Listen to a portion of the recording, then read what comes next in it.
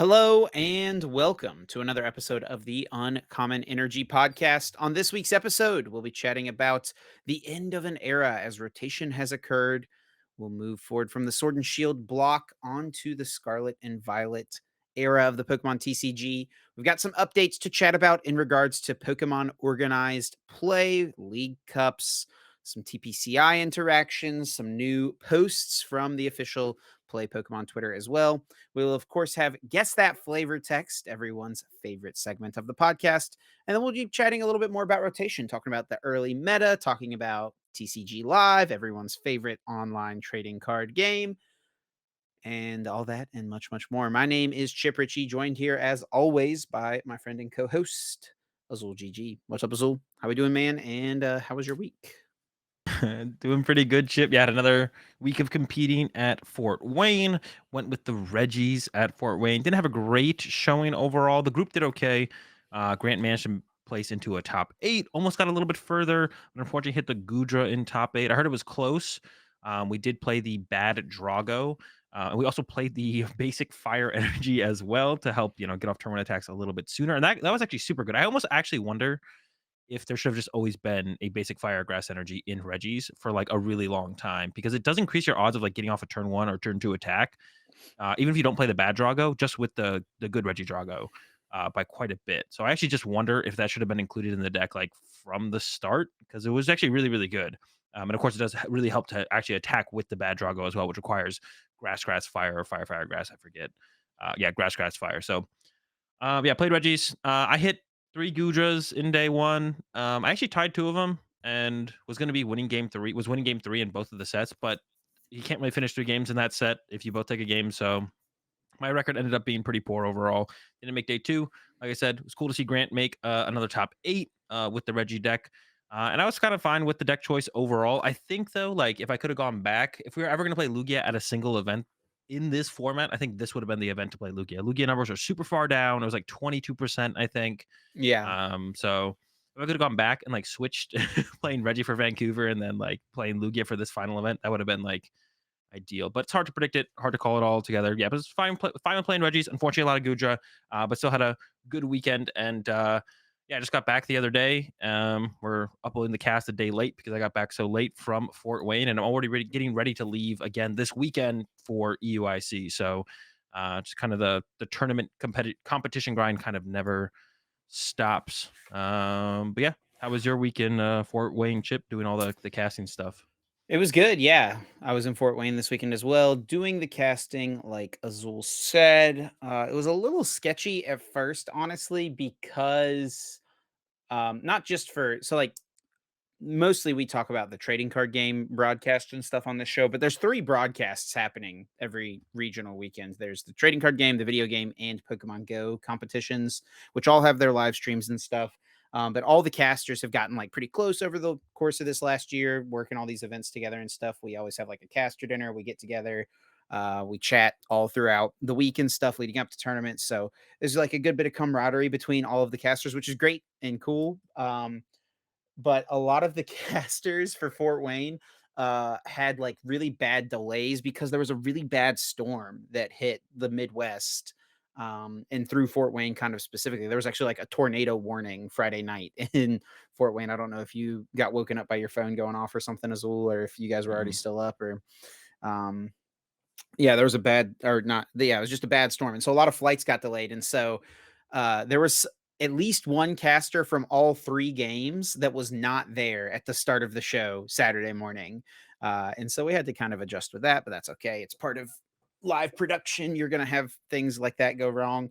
It was April Fool's Day, so we tried to do some like kind of fun stuff with the broadcast.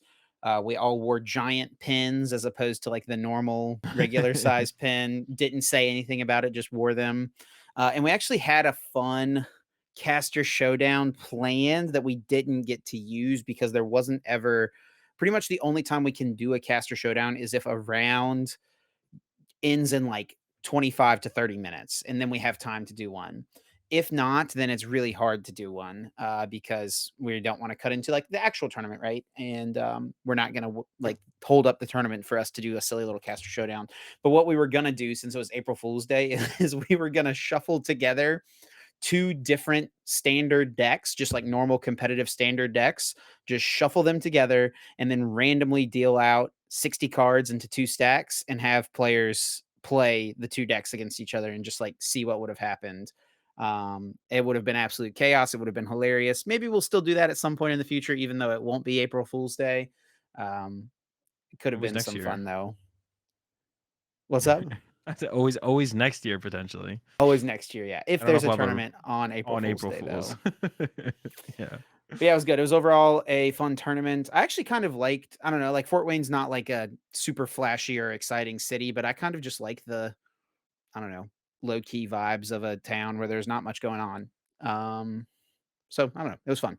But yeah, other than that, yeah, we can move on to our first topic today, talking about the end of the Sword and Shield block. Now, like Sword and Shield cards are not all rotating from the standard format, but we are losing those first few sets of cards, everything with a deregulation mark. And it is a little weird now because, like, for example, Quick Ball, which came out in Sword and Shield base set, but also came out in Fusion Strike, quick ball will not be legal because it goes by regulation mark, not by what set the card came out in, which is like the first time that we've had a rotation where this applies finally, right? It's always been by sets for us. Japan has been on a regulation mark thing for a long time now, ever since Sun and Moon base set, I think. But we finally kind of got caught up with that. So this is our first rotation where you got to look at the bottom left corner and look for not the set symbol, but for the regulation mark to see if your card is legal. And also something that was kind of unique about this past format, even though this format was super played out, it's not too often that an entire block of cards is legal for a standard format. So, like for example, the entire X and Y series of cards was never legal at the same time Yeah. for a standard format. So we never had like an X and Y through evolutions format actually take place. But we did for Sword and Shield. We had a Sword and Shield all the way through Crown Zenith format take place, which is kind of cool. So it's kind of cool to like be able to look back on. Obviously, this format was super played out, and everyone got pretty tired of it. um, we can maybe give our final thoughts on the format later, but why don't we just kick off chatting about some of these results from these last three events of this format? Because there's three events that took place this weekend. Yeah, so we had Fort Wayne regionals that me and Chip went to, Sydney regionals or regionals in Sydney, and then there was a regional event in the Philippines. And the one we were at, Fort Wayne, was won by Gudra. I guess Gudra finally getting its dub, right? It's had a ton of second placements throughout Yes. this last half of the format. I feel like a ton of second placements. Stefan had one. We've got second place in Vancouver. Yep. Yeah, Kobe, and now finally getting the dub. It even got second Maxwell place as Johnson. well in Utrecht, I think, right? Yeah. Oh yeah, yeah. Second and third in Utrecht. Yeah. Uh, and Maxwell Johnson finally getting the dub with the Gudra. It took a while, but yeah, finally made its way there. And the list was like definitely different. The big thing that stood out to me is that it played Ultra Ball, which Yeah. we hadn't seen, I think, any other like top 8 in Gudra list play. Yeah, it was definitely, a little bit different in that aspect. Also, a couple copies of Melanie, which I don't think anyone else was playing Yeah, as no one's been well. playing Melanie either, I don't think. So, definitely some unique things there. I actually don't hate the Melanies, to be honest. Like, sometimes you don't even need to Mirage Gate to power up your Gudra. The game can be a little slower. Usually, your opponent a lot of times, your opponent will just approach the game a little more cautiously and slowly just due to the nature of your deck, right? The fact that you are a damage reducing deck, they want to save their resources, so they might have a slower turn 1 or turn 2, and Melanie can aid its, like, Melanie is a way you can attack turn 2 with Gudra without, having enough cards in the Lost Zone to Mirage Gate, right? Which is kinda cool. Yeah, definitely. So it like gives you like an option for like a turn 2 attack, right? You get turn 1 attachment, turn 2 Melanie plus attach, Yep. going first or going second. So a little bit more consistent. It's like it feels like maybe more consistent. I mean, there's no Luminion in here, but that like increases your draw supporter outs by like 2. You got the 4 Colas with the 2 Melanie. So yeah, and more interesting take, another interesting take on the Guja, as interesting as it can get, I guess, with the the variety we have. But it's not going to matter much because we are moving forward. I mean, Guja could still be good, but a lot changes, I think, for the deck moving forward, like a lot of the decks. Yeah, I think the meta changes maybe a bit as well. I don't know. Yeah, Gudra's a deck that doesn't lose too much. It loses quick ball. Oh, wait, no, most don't even play quick ball. What am I saying? Yeah, no quick ball. Um, The capture it well, you have loses to, like scoop up net is pretty much it, actually, I yeah, think. and And it's given it capture energy is kind of a big deal, but yeah, nest ball. yeah, Yeah. And then yeah, like the lack of scoop up net, I don't think it affects Gudra way less than it affects like other Lost Zone decks because you're not for really trying to pop sure. off. You just kind of want to get there, right? Like you don't need to get 10 things in the Lost Zone turn two. You don't really care about anything like that. You just like by turn two, turn three, get to seven in the Lost Zone. I'm chilling. Yeah, for sure. And Max Johnson, the guy who won the tournament, he's been playing Gudra this entire season. He said his first regionals this year was Arlington, and he's played Gudra at all four events he went to. And he made day two at all four events as well. So we got a 108th finish and then improved to a top 64 with 39th, top 64 with 42nd, and then broke into top eight. In his first top eight, he actually takes the whole tournament down, which is pretty sick. So congrats to Max on getting the win. Noah Sawyer got second place with Lugia Archeops. Pretty straightforward list, what we've become used to seeing. Feels like everyone is pretty much on the same list as what Ian Robb won Vancouver with. That kind of the meta has centralized around that being the Lugia list to go based off of, right? With maybe one variation. And Noah did choose to play the Snorlax. That was the one kind of off the wall card here. Yeah. So not too much of a difference there. Yeah, and the Lugias are basically standardized at the end of the format. And I don't think there's anything too ridiculous else to point out from Fort Wayne. Pretty standard from there. I already talked about Grant making the top eight, had the bad Drago in it, but we already saw that from Charlie Kerr the week before as well. Yeah. Um, the one deck that is definitely going to be his last hurrah was Brent Tonnisson's winning deck from Sydney Regionals. The with the what's it called? Lost Ray. Lost Ray. I think is Lost Ray's first dub as well. It might be. Did it Did Lost win Ray the get any other other dubs? Australian regionals, or was No, that that was like Lost the Dogs? Lost Dogs. Okay. And this deck is just done after rotation. You lose the Ray, you lose the Raikou, you still got Sableye and Cram, and I'm sure there's still definitely going to be Lost Box decks post rotation. But the amazing rare decks are just cooked after this because they all rotate. No more amazing rare Pokemon moving forwards. And this list was a little bit different as well from what we had been seeing. That Brent decided to run no trading court, double air balloon, which is like an interesting card to have access to, constantly have access to and play to help deal with when you get Marnied and stuff. So it's always nice for Yeah, that. yeah. The other thing that's no switching cart, 4 escape rope, no switching cart.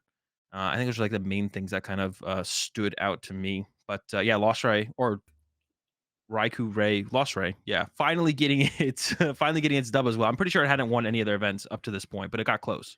Yeah, I know Pablo has been a massive fan of this deck, the whole format. He thinks this is the best deck of the format. Yeah, That he doesn't feel like anything he plays against, he's going to have an unwinnable matchup. Yeah, I mean, and that's true. You do have answers for pretty much everything you could go up against. Like if you hit Duraludon or Gudra, you've got the high damage output of Ray against mirrors. You've got the Sableye and the Raikou is very strong, obviously.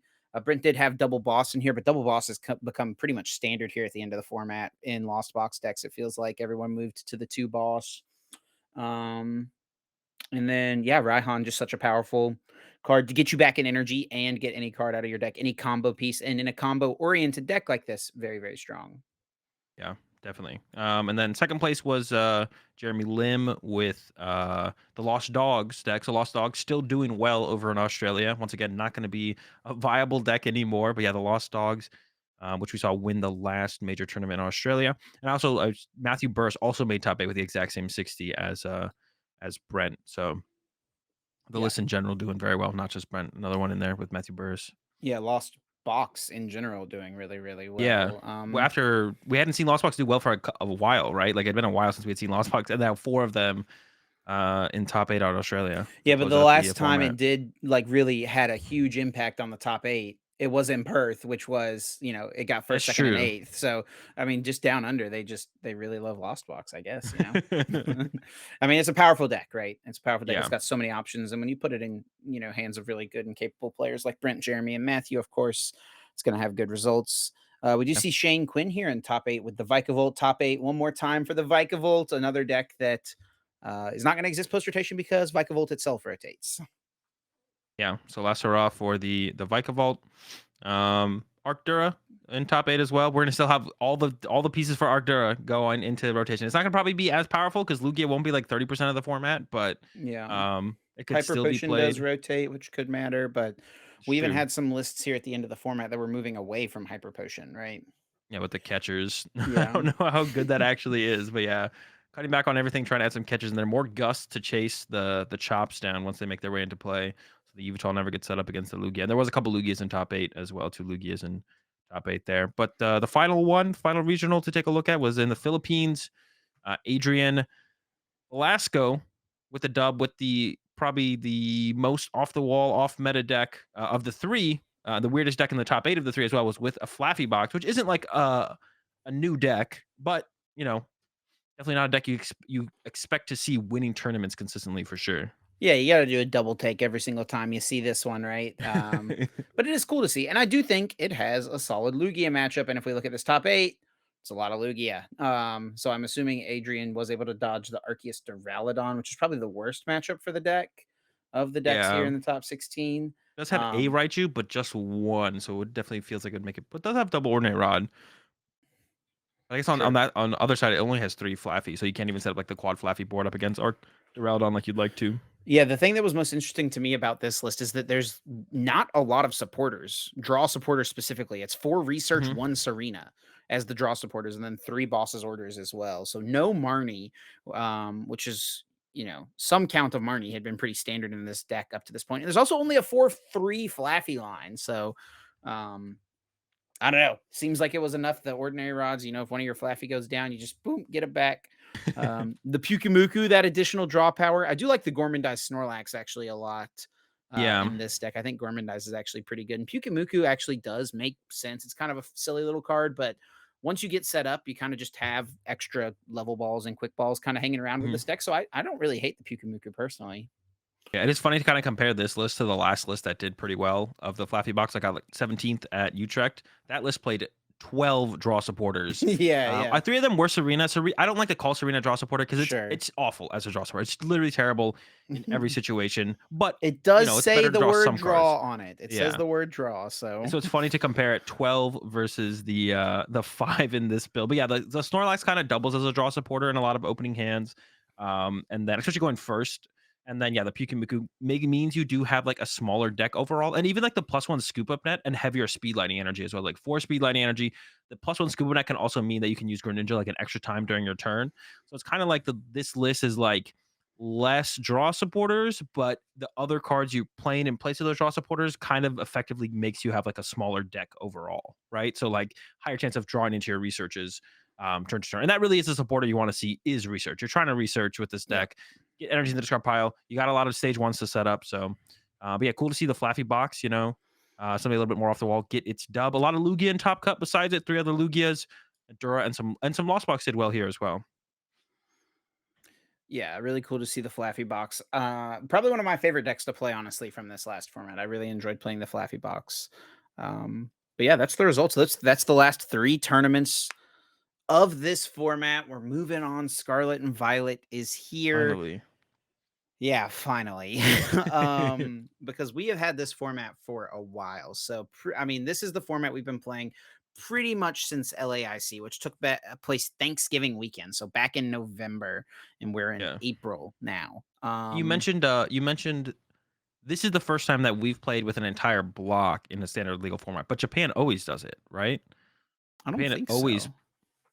yeah, Oh, because their they their they do formats are rotate always, later than us, right? yeah. So I think they always play in this format, right? Because they played in Crown Zenith format, but it just didn't last as long as it did for us. I do And I kind of feel want to like fact check myself now. if I'm we've ever done pr- it before, I'm or pretty if they sure have, we have not. I don't think. Oh no, no. I guess we did once when it was 2010 where we didn't rotate. And we That was got a Horkles to long silver. time Yeah. ago. But That's the yeah. only other time that I can think of in North America where it happened. That was where we just didn't rotate at all. They were just like, "There's no rotation," and then they did a rule change, and then Sable Donk became broken, and they were like, "Okay, let's just do a midseason rotation now." And it was like, Yeah, "Okay, sure." yeah. So they kind of didn't know what was going on, and then they caught us back up. But I'm pretty sure Japan always has bigger formats than we do, bigger like more sets before they Yeah. rotate. No, I So think you're right. and hopefully, I'm hoping that we follow. Like we are rotating later than they are, but we're playing in the exact same formats that they're playing in. So I'm hoping that that kind of stays true next year as well. Is that we rotate after this, we stay in the same formats that Japan has. Like if they Mhm. rotate after, I don't know, Scarlet and Violet 5 or whatever. Would be it at 5 or 4? If they rotate after that, we also rotate after that, hopefully, and keep us in line. Even if we don't rotate at the same time as they do, which it would be nice if we had a closer rotation to what they have. Of course, I would have to line up with us getting the sets closer to the time that they get the sets. I think the set Maybe that is release is possible. the big thing there, right? Set Yeah. releasing at the same time. If they delay our I don't mind if they delay our rotation a bit to line up to have the same formats as Japan does. So as long as it stays closer to that, that's fine. Of course, hopefully the format's not as bad as this format was. And like our Crown Zenith set, whatever that is next year, actually has an impact on the format.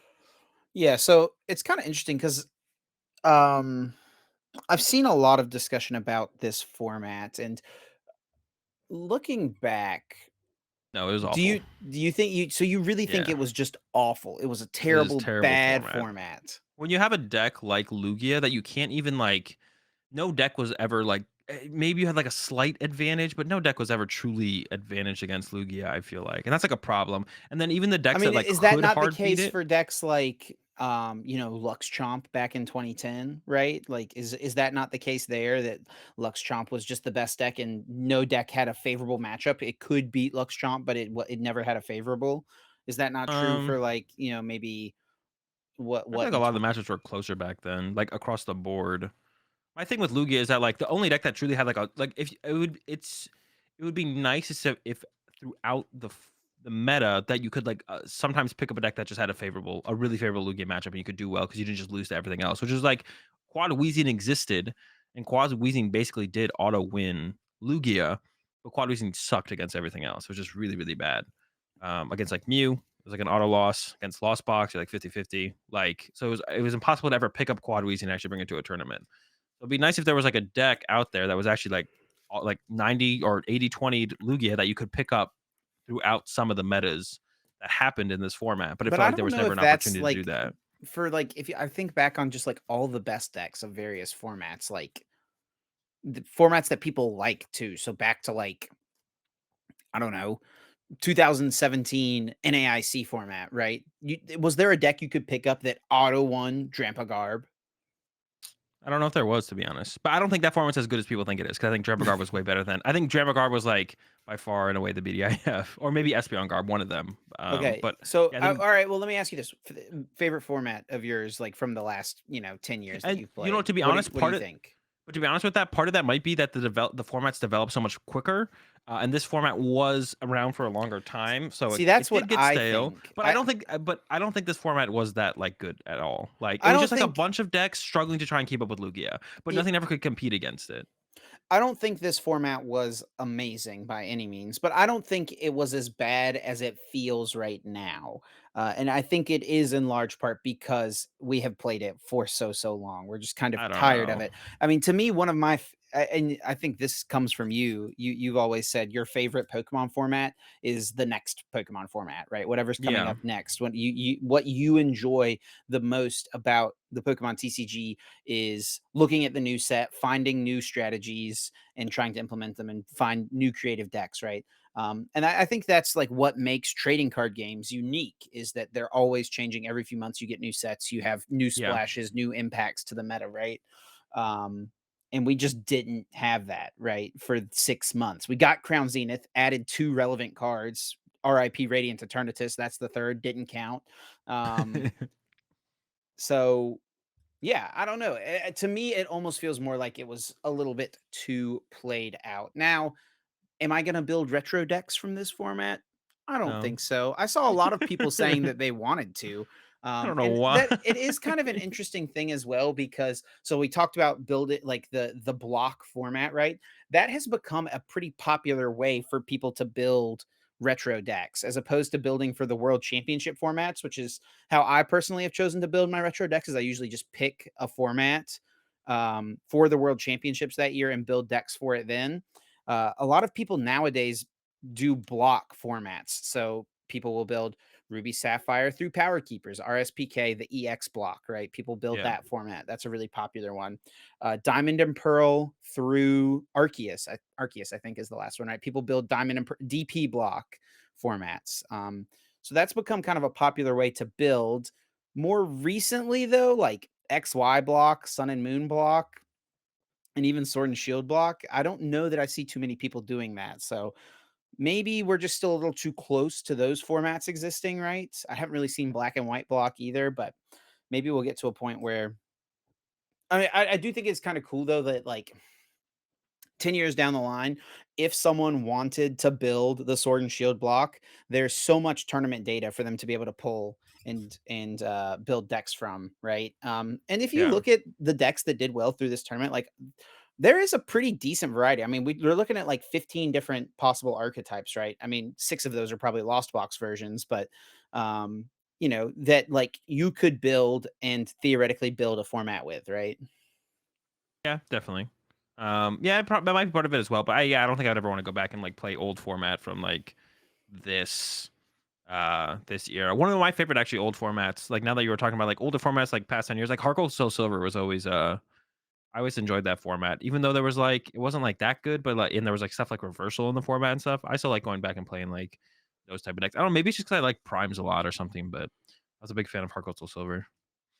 So like 2011 time frame. I Yeah. don't know, dude. I think a lot of people look back at that format and hate it. I mean, I don't That think it is was great or that anything. is not a popular one. I didn't really play it either because I didn't go to national like the mid-season rotation hit. I didn't back then. Like I didn't like go to everything. I didn't even have cards. Like I didn't go to nationals that year. Little middle Um, school Azul. yeah, I didn't go to nationals. That had no plans to go to worlds or anything like that. So, but I'm talking about like the format after that. The formats after that, I enjoyed a lot. ZPST, Sure, sure. Like the stuff like that. cities and stuff. Yeah, Earl yeah, so like Heart Gold Soul Silver, early black and white, pre yeah, EXs, like yeah. before Pre X, yeah, Mewtwo came out, right? yeah, Yeah, that's cool.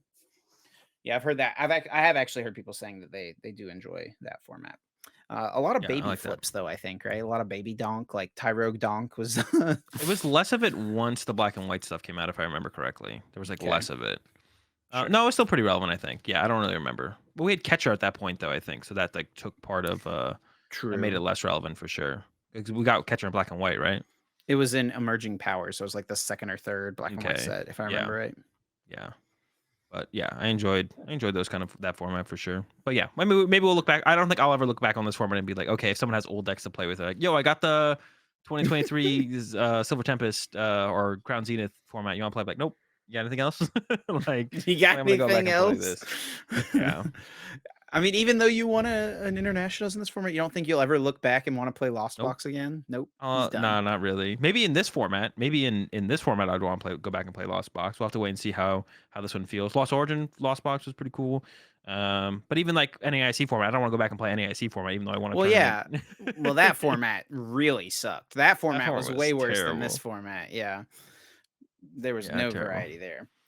I mean, I feel Okay, like this well, format is. Well, I feel like this format is kind of like that format. It's just like there's other like you had Palkia, and then you had stuff like Arcantel and Mew that could kind of keep up with it. I just feel like this format had more decks that could kind of keep up with Lugia, because we just have more sets than we did back then, right?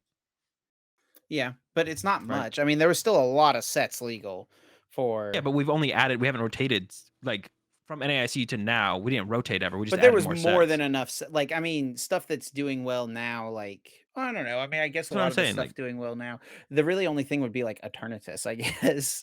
yeah, Vikavolt, all the stuff for Vikavolt existed back then. Nobody could play it, right?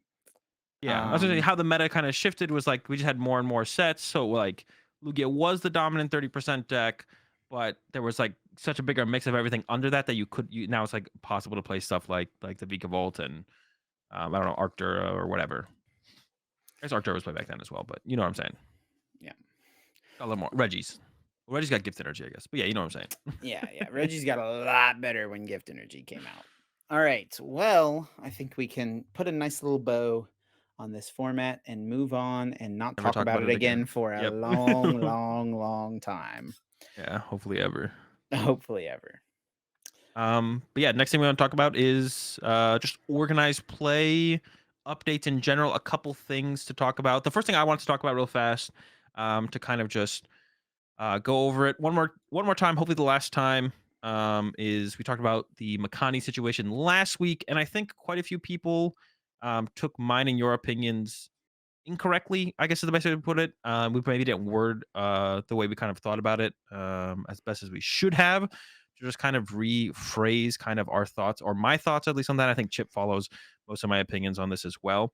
The biggest problem I had with it overall, especially once I didn't even like hear about the stuff about like people doxing one of the judges like workplace and stuff until I think we talked about it on the episode, which that kind of stuff I think everyone can agree is obviously like disgusting and shouldn't happen. Um, but even the situation of like the judges, even if you like ignore that stuff, the amount of people that were going after the judges and wanting them to like never be able to judge again, or to get banned from Pokemon from judging and all that stuff, still is like, in my opinion, going way too far. If you want to be mad at someone, you should be mad at TPCI and pushing for them to kind of make statements about these situations.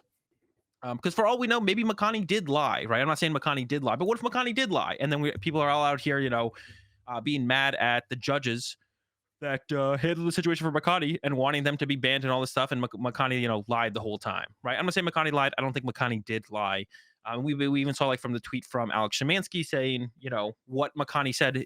Alex felt like it could have been maybe taken offensively, right? So um, the big thing is we don't have these statements from the judges or specifically TPCI, which is where they should be coming from, right?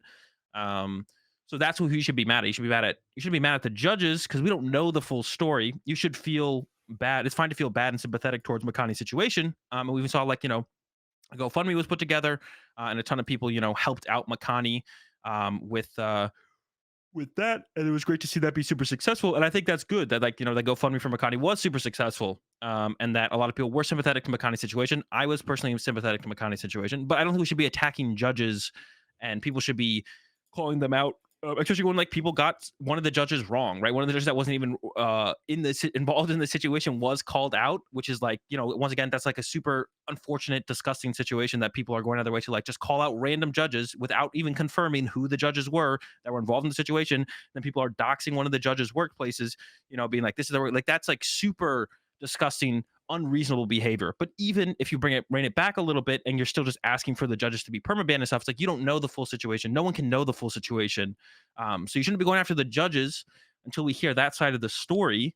But because we're never going to hear that side of the story, the people you should be mad at is TPCI, and you should be like, "We need to hear a statement from you about this." You shouldn't just be going after the judges because once again, I'm not saying Makani lied, but it's possible Makani was really offensive with the way Makani handled the situation, and maybe the DQ was a little bit more reasonable than we all think, right? So I think that's where I sit on it. I think Chip feels similarly about the situation, but is there anything else you wanted to? Because I think like in the comments a lot, a lot of people were kind of acting like me and Chip were being like TPCI or just kind of judge apologists, which is not like my stance at all on it. I think it's very possible that they should be held to some kind of punishment, but without knowing the full story, I don't think it's right for us to just go around, screaming "ban the judges" and all the other stuff that kind of happened. So I think we should be mad at TPCI for not putting out statements in these kind of situations, and hopefully that's something we see moving forward. Anything else to Yeah, add, Chip? I definitely agree with a lot of what you said, and I agree that a lot of people, I think, I guess we just didn't really word our thoughts the best, and I think we came off as more of judge apologists than we are, mostly due to the fact of what we were trying to say in regards to um, how we feel like it's an opportunity to become better. And it's unfortunate that, I mean, so if you take everything Makani said as truth, right? Then he should not have been DQ'd from the tournament. If you take everything Makani said as exact truth and it's exactly the way that it played out, I think it could have been looked at as a learning opportunity and something for him to grow from. Give him a game loss, move on to the next round. But then we see the stuff from Alex, where Alex said that the way that Makani acted during the whole situation definitely could have been seen as offensive. And we just don't know the full story. We just don't know the full story. And that's what it is. Um, and maybe that is something that could change moving forward. And it's probably a good transition to just talk about a tweet that Pokemon made actually tonight before a few hours before we started recording here. They tweeted out on the Play Pokemon page an important message from the Play Pokemon program. And I'm just going to read it real quick. The Play Pokemon program is founded on the principles of mutual respect and creating a welcoming space for all players, professors, parents, staff, and spectators alike. In response to recent events, We are investigating the most effective ways to keep the community informed about significant changes and incidents concerning play Pokemon activities. Our community are our partners in upholding the integrity of this program, and to provide better support, we recognize the importance of increasing transparency and evaluating our processes. We appreciate your patience as we work towards evolving our program, policies, and this partnership. In the spirit of the game and our community, we appreciate everyone continuing to support one another with honor and respect. Thank you. Um, so this message obviously doesn't say anything. This is no statement that like is saying anything that has happened in any specific situation, but to me this is recognition of the way that we're doing things right now is maybe not the best way to go about things. We should evaluate what we're doing and try to find a way to more clearly communicate. I mean, and things they specifically mention in here is um transparency, which is like has been that word we have said the word transparency and wanting to see the Pokemon company be more transparent dozens of times over the course of this podcast the last year, because to me Yeah.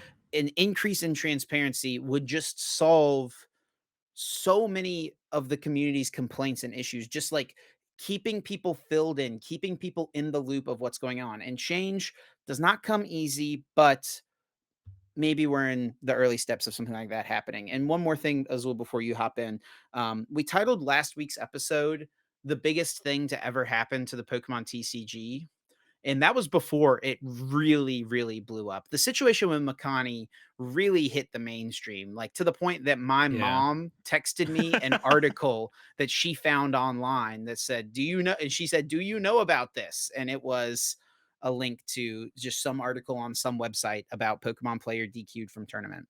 Um, like this is something that has massively hit the mainstream media. It was written about on Fox News. It's been written about on ABC. It's been written about by dozens of local news stations. I've seen Facebook articles like from news stations that have thousands of comments on them. Like this has gotten, I think, way bigger than Makani ever thought it would, and definitely anyone at Pokemon ever thought it would. Whenever things were happening, any of the judges, like in the moment, no one is thinking about how big this situation could be outside of the tournament. They're just trying to make the best decision with the information that they have. Whether or not that necessarily happened, maybe with this message from Pokemon, we'll find out more about that. I don't know. What are your thoughts as well on this statement and just kind of how the situation has evolved over the last week since we talked about it on the podcast? Yeah, I mean, this is definitely a response to the Makani situation, and then potentially the situation that happened in Vancouver. Sure. So it's like, and hopefully, I mean, this is kind of like, how people joke about announcements of announcements. This is like a statement about statements. It's like It a is, statement yeah. saying in the future we'll make statements, and it's possible, and it seems like we might even get a statement from them eventually about the Makani situation. I think for sure. I think it's definitely possible. If not, hopefully, moving forwards in those judging situations.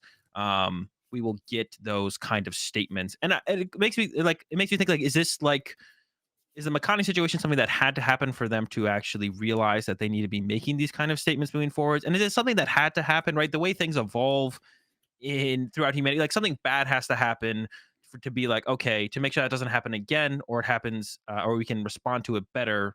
That initially bad thing has to happen, right? So is this kind of like a situation where we needed the Makani situation to happen? It would be nice if it didn't have to happen, right?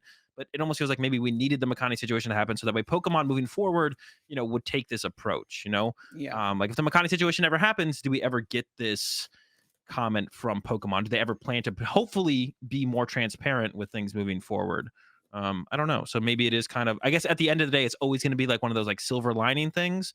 But it almost feels like maybe it was necessary, even if we can all agree we don't want the Makani situation to happen to make this happen. But this is the only reason we probably got this message from Pokemon. So hopefully, this is a step in the right direction. And they actually, hopefully, we get a statement on the Makani situation, and that's what we wanted. That's what I'm saying. That's what we should push for. We shouldn't have pushed for banning the judges that were involved in the Makani situation. We should push for TPCI doing an investigation on the Makani situation, and then making a statement on the Makani situation, and then from there, Maybe Pokemon says, okay, we're going to put these judges or people on probation, or, we're watching them closely and we feel like they definitely messed up here, but we believe that they will be better moving forwards. Yeah. Um, and not just jump to the conclusion of, oh, these judges should be banned for, whatever, or just these judges should be banned just because they feel like Makani was wronged. I mean, we don't know because we don't know the full situation, but hopefully that's what we should have been pushing for is we should be pushing for TPCI to take responsibility for it and be like, well, now you should do an investigation. You should make a statement. You should let the community know how you plan to handle these kind of situations moving forward. And we have this statement now saying, hopefully, they will make more statements in the future to Yeah. have more transparency with the community. Yeah, it's definitely a statement about a statement, right? And I think a Yeah, lot of potential statements. I've seen a lot of people, yeah, potential statement, that is important. I've seen a lot of people calling this like the bare minimum, and I do agree with that. Like, I mean, this is probably the bare minimum at this point, but I think it's important to recognize the situation that this is something Pokemon has never done, right? Yeah. So I think it is better for them to put this out now than so like let's say they are still I think that let's say that Pokemon is like currently doing an investigation on the situation. That maybe it could have been done this past week. Maybe they're still formulating exactly how they want to move forward, right? This is not something that's going to happen quickly. Things happened quickly when the incident happened, right? It was in the matter of a few hours. But now, um, reviewing the things that took a few hours can take weeks, right? Because you Yeah. want to make sure it's thorough and things are done properly. So I don't even know if they have I someone don't, at they don't know if they even have someone at Pokemon who they're gonna have look at this. Like they probably have to like, figure out who they're at TPCI who's gonna be like, okay, who do we make judge and jury for this kind of situation to begin with? So yeah. um, as So always, they're a little bit slow on everything TPCI is, and they should have done better, I think. And this kind of thing should have been a thing a while ago. mhm. Um, but once again, it kind of feels like it feels bad to say, but it is kind of like better late than never, I guess, kind of situation. But it feels like it's always that way with TPCI, so it doesn't feel great. But Yeah. I guess at least it's happening. But, like, let's say, because this is something they've never done. So let's say, like, this is an investigation that's gonna take 3 weeks to do. Would you rather them have said nothing and then 3 weeks to a month after the situation occurs, they make their statement, right? Or would you rather something like this where it's like, we're looking at how to move forward with this, we get this statement, and then now, a couple weeks from now, potentially we get something else, right? Yeah, Like, I guess. I I mean, yeah, getting the statement first definitely feels better than. Yeah. This at least I think should allow people to feel heard, which Yeah. I think is something that people have not felt for a long time from the It Pokemon also kind Company. of it also kind of clarifies that hopefully, if there is a statement on the Makani situation, that there will be future statements about such DQs and bans, and this is not just like, well, the Makani situation got really, really big, so then they just put out a statement about that, and now we can't. Now we're not even sure if we'll get future statements with future situations like this, right? But I think this Mhm. does kind of clean that up as well, which is nice. It's like, okay, I guess they haven't confirmed if they're going to say anything on the Makani situation, but if they say something on that, we also can expect future statements from that as well. It's not just, oh, well, Fox News. It got to the point where Fox News covered it, so now they kind of have to make a statement. And if nothing else gets as big as Fox News ever again, they're never going to talk about it. So Mhm.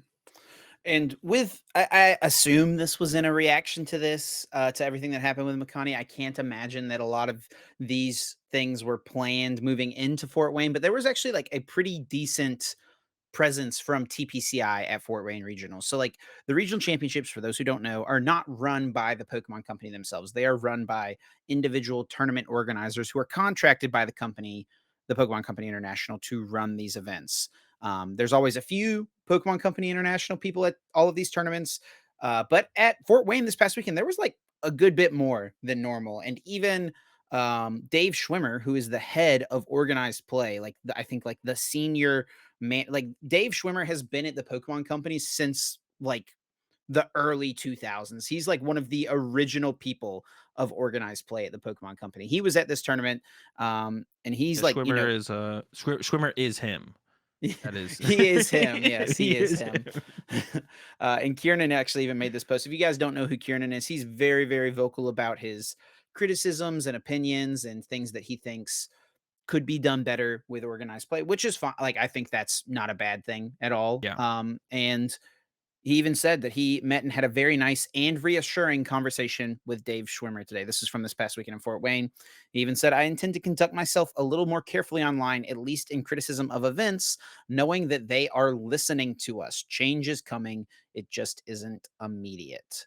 I mean, I think that is also like, I mean, almost maybe more comforting for the competitive player side of things than even this statement, right? Like just seeing people like Pokemon was at this event, they're talking to people, talking to the players, and from what I understand as well, people they were doing interviews with competitive players, trying to gauge ways that they can improve the current organized play system, things that maybe people think they're doing right, things that they think could be improved. Like just really take trying to it really does feel like we're at a point where they're trying to just hear the community out.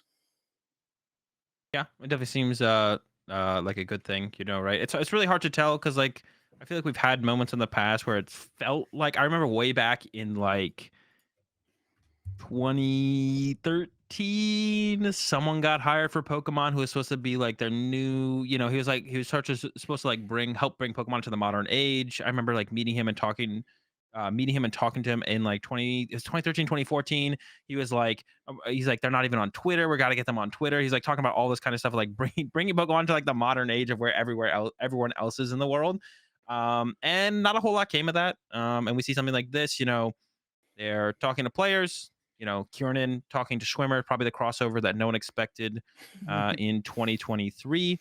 Top 10 crossover, top 10 unexpected crossovers in 2023. It's cool to see, but we do need to see something of it, right? And it seems like maybe something's happening, right? We got that statement about making statements. Schwimmer was there, talked to Kiernan. Like, I don't know if we'll see too much of this new change happening in 2023, but maybe 2024 is where we really start to see things change for the better for the Pokemon, the competitive Pokemon scene. Yep. Like Kieran said in his post, change is coming, just isn't immediate. Yeah. And nothing moves quickly at major corporations, and much less whenever I don't know. I mean, it's hard to give Yeah, slower Pokemon than too much most of though. it, Yeah, it's hard to give Pokemon too much credit because it is very slow and they have so many resources, right? Um, I don't it know. feels like they do. It feels like they do. They should. It feels like they should, right?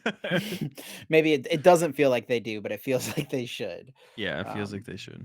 I don't know. Maybe Um, good things coming. But speaking of good things coming, I don't know. Do you have anything else you want to say before we move on? no, just ready to move on. So you want to go ahead and take it? Go ahead. Yeah, yeah. We'll move on to a pretty big announcement. League Cups are back. League Cups are Yeah. returning to the Pokemon TCG circuit.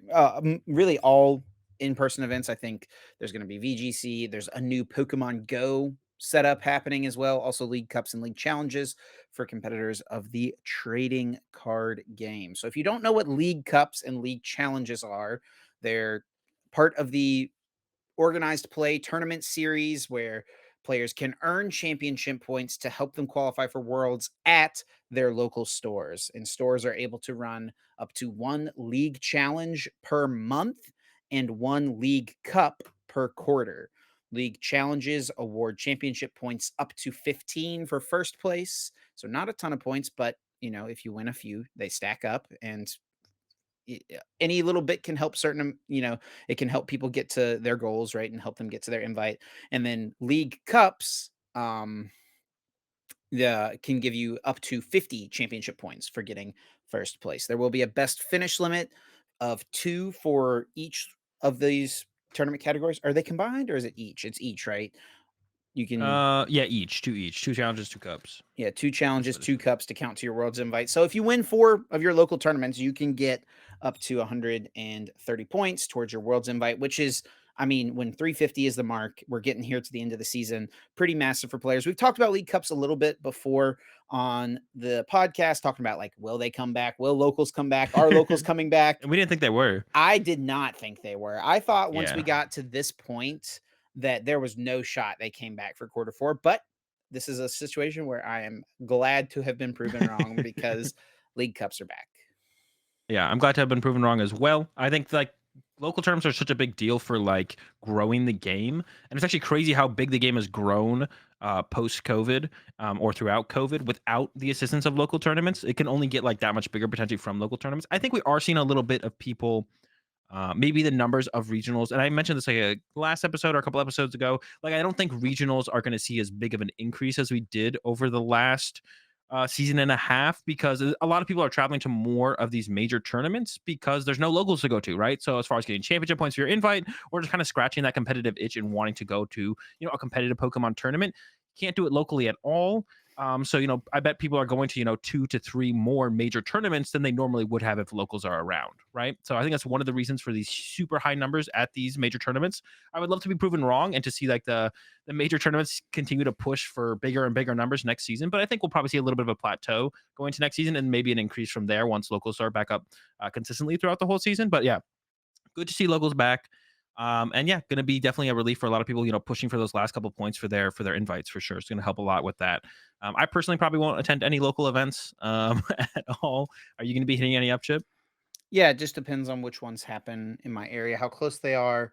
Um, and if they fall on like regionals weekends and stuff like that. So yeah, we'll see. I would love to definitely get out there and play. It feels a little bad because like I would just be going to play and hang out, and I'm not competing for points, where I know there probably are people who are going to be there that are competing for points. But Chip's going to be the ultimate Grinch. No chance of yeah, the world's invite. and I actually did want to take an opportunity to talk about that, because that's something, as we're getting back into this, uh into league cups and league challenges and stuff. This is a conversation that has been had forever, and that's like grinching at these tournaments, which is like the idea of someone is there who's competing for worlds, and then you just have little Bobby from his locals who wants to just go out and play Pokemon. You dead draw versus him, and then Bobby wins, and then now you don't get your world's invite, right? Go, um Bobby. I think it is important to understand that you do not deserve to win any game of the Pokemon TCG, much less a game against Bobby, who's just trying Yeah. to go out and play Pokemon and have fun. So that is something that did always come up, especially late in the season at league cups and league challenges. And I think it'll be even more amplified in this situation, since we have not had them all year. Where you'll have situations of competitive players who are going to these tournaments who need to win the tournament or get top four or something like that to get their invite. um, if you are a player in that position, I think it's important for you to understand you do not deserve to win any game of the Pokemon TCG more than your opponent. That's really just important for really anyone to grasp, right? Yeah. You do not deserve the win more than anyone else. I think if you start to think differently, that's when people start to go down the rabbit hole of trying to find ways to, lean the odds in their favor, whether that be trying to manipulate their deck in some way, right? Like that's a slippery slope that ultimately leads to someone cheating, right? Or trying to convince your opponent, like, oh yeah, are you going for the funny conversation to me is like, oh, are you going for your invite? Is like that's the conversation when How you're many shuffling points up, do like, you oh, are you have? going for how many points do you have? How many points do you have? I don't know. If you're going for your invite, just don't be that guy. That's what I'll say. Don't be Yeah, it's that a person. Just go play and do your best, do everything in your power to try to win the tournament. If it doesn't work out for you, it doesn't work out for you. Life will go on. yeah, definitely don't try and pressure anyone. If your opponent asks you, is like, yo, how many points you got? How close your invite? And you're like, I only need like a top four here. They're like, oh, okay. And they scoop to you at the end of it all. That's cool, right? Mhm. They don't care. But I mean, if you They can't are the beat, ones who initiated it. You are not putting it on them, right? yeah, exactly. So yeah, don't put it on them. I guess the other thing to talk about as far as cups and challenges go is the day two raise slash stipends, which is always a constant discussion among players who are competing for them. And my opinion on this is that I think it's been a little wonky in the past. If I remember this correctly, each quarter you could get a best finish limit of 8 cups or Yes. stipends towards your or cups a best finish limit. So there's an overall best finish limit of 8 for your invite, but then each quarter there was a best finish limit of 8 for cups and challenges for stipends and travel awards, which I think was a little bit ridiculous. And a lot of the top players, people who are consistently competing for these stipends and travel awards, are kind of against cups and challenges even counting towards travel awards and stipends, which I heavily disagree with, because I think you want to give the opportunity for anyone to be able to compete for these stipends and travel awards to have more incentive for more people to want to be a little bit more competitive. If they show up to a Sure. regional and they make, a top 8 or win it, they win that, like the one of the first regionals in a quarter. But they're not one of the players who's going to travel to all 4 or 5 regionals in that quarter, like they're like the potential of some players, or like that some players do, who are a little bit more competitive players. And then maybe they can push for a potential stipend or travel award if they go win a couple league cups and win a couple challenges, and now all of a sudden they can get that stipend or that travel award, and now they can go to EUIC or LAIC. OCIC is a little bit more expensive than maybe a stipend would. You want to go just off a stipend, but one of those potentially, and then all of a sudden this player has a potential and the opportunity to be more competitive, and go to one of these international events. So I think cups and challenges should definitely count towards stipends and travel awards. I think the only argument you could make is maybe there shouldn't be, when we get back into the swing of things fully next year with cups and challenges every single quarter, maybe you shouldn't have a best finish limit of 8 that you can kind of play towards. Um, every quarter. Maybe that's like a little bit too much and kind of forces the grind a little bit too hard. But if it's just like a best finish limit of 2 each quarter, and like an overall best finish limit of 8 for your invite, and then I think that's fine. But I think cups and challenges definitely should count towards stipends and travel awards. And I'm someone who, I'm one of those players who's constantly competing for stipends and travel awards. And I'm going to go to 0 cups and challenges, or that's my current plan, is go to 0 cups and challenges this quarter, coming up quarter 4, and probably 0 cups and challenges next season as well. And I think they should count towards the stipends and the travel awards, because I think you want the players who can't go to 4 regionals a quarter to be able to compete for them. If they get that really good, back-to-back top 8s in the 2 regionals they go to, if they get a dub at a regional, let them have a chance to compete for these stipends and travel awards as well. But not everyone can compete with the people who go to every single regional, right? Yeah, I agree. I think that they should count, but it should just be the 2 per quarter. And I think that part of the reason that I mean, yeah, it's definitely part of me almost thinks that like the whole 8 per quarter thing has to have just been like a back end error that like Yeah.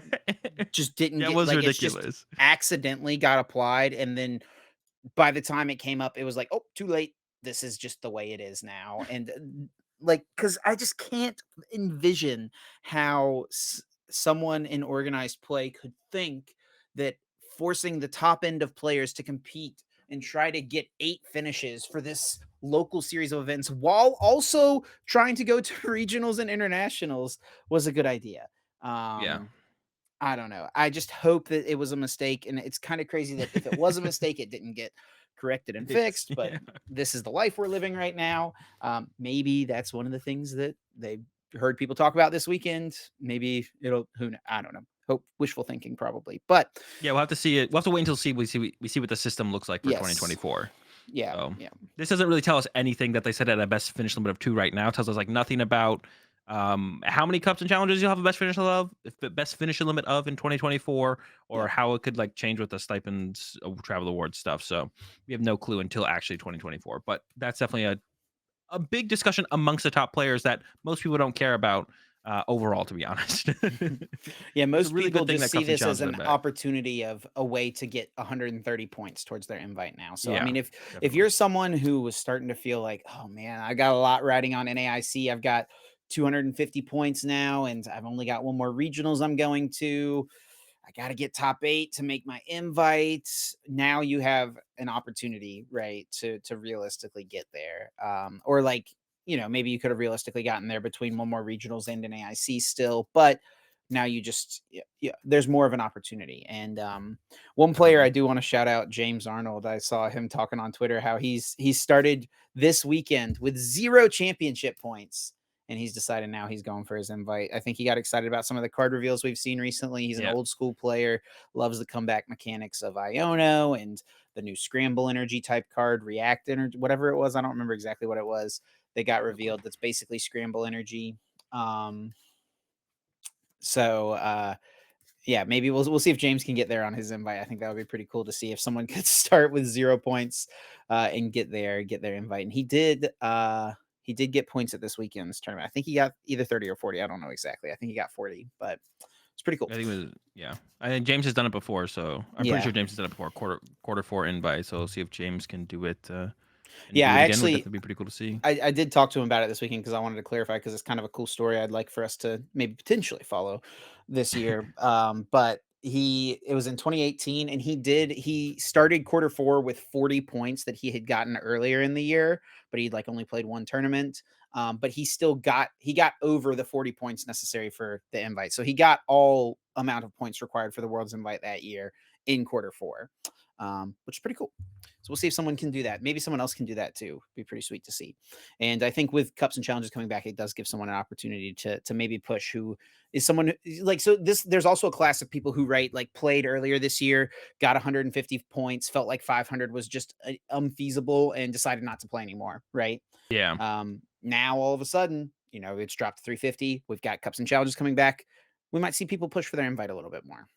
Yeah, and it kinda sucks that this information came so late because it does kinda suck for those people who, like, maybe went to 1 or 2 regionals to It's begin with and true. was like, "I'm just not gonna commit to the invite this year," and then maybe there was a couple more regionals they would've picked up between now or between then and when cups come back, and now suddenly they didn't push for those extra points. So, once again, Pokemon, maybe it's like this definitely could be one of those situations where it's like they didn't plan to have cups and challenges, but then all of a sudden it could work out, and they're like, "All right, well, we should do it because we can do it."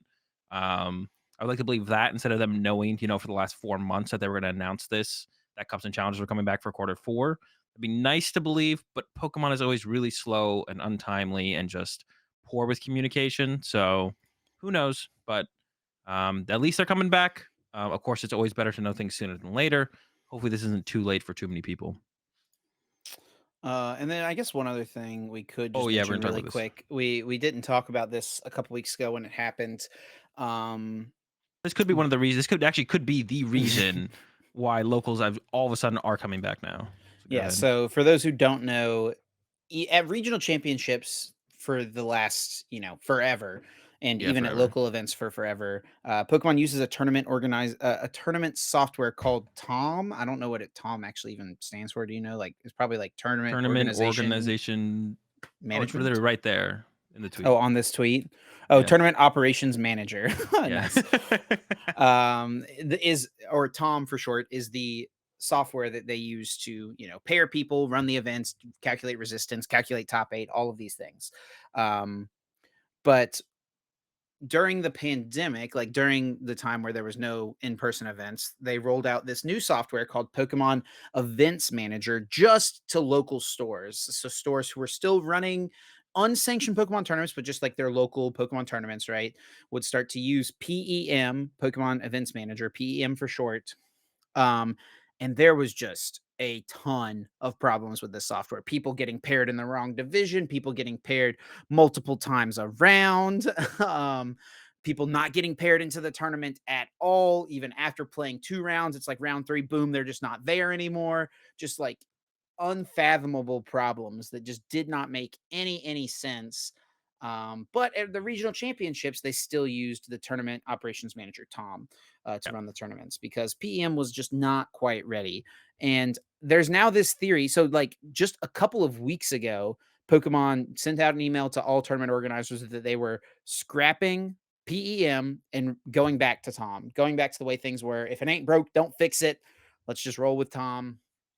And not too long after this announcement of League Cups and League Challenges coming back comes out. So there's a big theory now online that the reason League Cups and League Challenges were delayed for so long was because they did not feel like PEM was ready to run them, which is definitely true.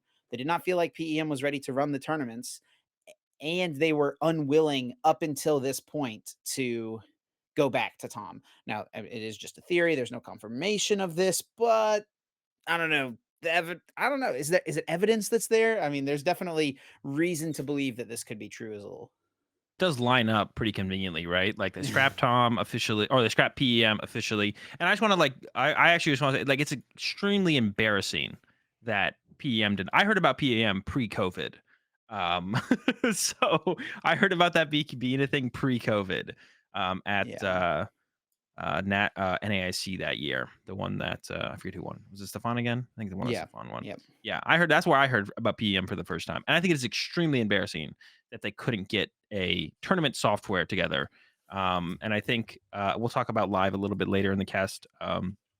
But I mean, maybe they just don't know how to hire people who can who can code because I think this is evidence plus PTCG Live is that when it comes to this kind of stuff, they don't deliver, right? And I think even Robin, if you could find Robin's tweets, Robin even What do you know? retweeted. We just we Oh, think there we so go. alike. I had it pulled up, ready to pull over here. Yeah, Robin tweeted, "This whole PEM deal is such a mystery. PTCGL not being great can be reasonably explained, but even then, I think Robin's hinting at like, what's going on there? But a tournament software is really not that complicated. What was going on here? Yeah, I think it's extremely embarrassing for TPCI that Yeah. PEM just doesn't work, I mean, right? talk about I mean, Robin on his own built a tournament software that also like people could like register for the tournament. Like he built an all-in-one Pokemon tournament software during the pandemic, probably in a couple of months. The Play Yeah, Limitless software that has or the website that people have been using now for 2 years that has and like Robin kept wasn't even the getting paid. Like, yeah. how much money did they sink into this PEM software that just does not work? They scrapped it. They fully scrapped it. I wish they'd done the same thing to live. I was hoping, man. I made a tweet. I was like, all right, if you're doing this to PEM, can we get it for live? Like, come on, be consistent. Be Um, consistent. Maybe someday. Maybe someday. so it definitely seems like this is possibly like this is why maybe local tournaments were delayed because they said early 2023 is when locals would come back, right? That's the only information they gave to us up until this announcement, right? They're like, look for locals early 2023, I believe. So maybe they're like, oh, PEM should be ready by then. But then it was getting tested out at local stores. Like you said, you went to a tournament where they used I PEM, right? did. Yep, and Um, I was undefeated and got paired and put at table 23. so definitely some problems with it. And now just like a couple weeks ago, the whole thing gets scrapped, and now League Cups are coming back. League Cups and challenges are coming back all of a sudden, right? So it seems like it maybe syncs up. Once again, just classic TBCI, extremely embarrassing. I feel like that PEM was a failure. It's a tournament software. Like it can't be that hard. Like I'm not a coder, but I feel like you should be able to like make a baseline for things. And instead of having to scrap the project, you should be like, okay, what new things do we want to add to this? Or why didn't this work? Okay, let's fix that. Like, how could the code be so bad that you had to scrap the whole thing? As a company as big as Pokemon is, as TPCI is, like, yeah, just truly embarrassing. Like that's all I gotta say. I'll end my thoughts there. Well, from there, let's move it on to guess that flavor text. Everyone's favorite segment of the podcast where every single week either Azul or I picks a card, reads the flavor text from it, and the other host has to guess which Pokemon they're talking about. You do get some lifelines to work with. You're not just going in blind. The lifelines are what set the card is from, what stage the card is, or Or read and an attack or and you or said read an or yeah, I mean and or, same thing. E or that's or doesn't. I'm pretty sure it's just and. and read an attack name. Yeah, because it is yeah, sure. Well, it is like it's or because like you don't have to use it, right? Well, yeah, and I'm pretty sure "and" is the one you use here. Anyways, it's my turn to pick a flavor text for Chip to read. Chip, are you ready for the flavor text? I'm Well, still up it's by your 1 point, turn to right? pick a text for you to read, Oh, yeah, and for for me me to it's for yeah, me to okay. guess. If we're being picky about the Am I way the still other one? host Am is I still up 1 talking, point? Am I still up 1 point? yes, you are Okay, still okay. up 1 point. Are you Okay. ready? Yeah, to get ahead. Let's get it, baby. All right. When it walks around on the ground, it coats its body with a slimy, poisonous film. When it walks around on the ground, it coats its body with a slimy, poisonous film. So, huh, interesting. I is there a poison ground type? I don't know. Ground probably is not really that big a part of this. It's just kind of like, where you walk is on the ground. It is interesting that it mentions ground specifically because is there any other place to walk besides the ground? No, maybe, right? I don't know. I mean, I guess like in a building, something. I don't know. Poison film. I mean, one of my first thoughts is like toxicity, to be honest. But I feel like this is kind of a tame flavor text for toxicity. Um, it doesn't have to be a poison type, I guess, necessarily, but I guess it likely is. I'm gonna start with a lifeline. I'm gonna go with what set the card is from. That's pretty much always the one I go with first. The set, oh, it's from the set Heart Gold and Soul Silver. So Okay, so it probably is not. not toxicity. Okay, interesting. You Hmm. mentioned Toxicity and it got me thinking about Toxicity for some reason. Like, Toxicity VMAX looks really cool, It but all the other does. Toxicities look really derpy. Like, like they just look super derpy.